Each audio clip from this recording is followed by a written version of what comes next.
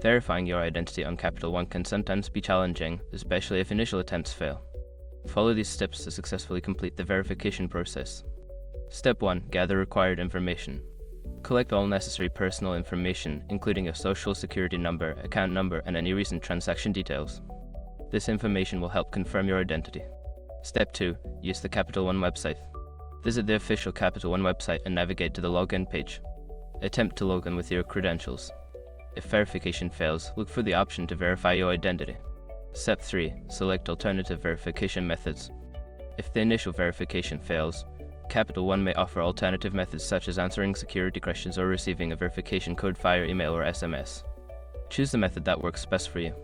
Step 4. Contact customer support. If you're still unable to verify your identity, contact Capital One customer support. Be prepared to provide them with your personal information and explain the situation clearly. Step 5. Follow up. After your conversation with customer support, follow any additional instructions they provide. This may include sending documentation or waiting for a follow-up call to complete the verification process. By following these steps, you should be able to successfully verify your identity on Capital One, even if your initial attempts fail. If you encounter further issues, don't hesitate to reach out to customer support for assistance.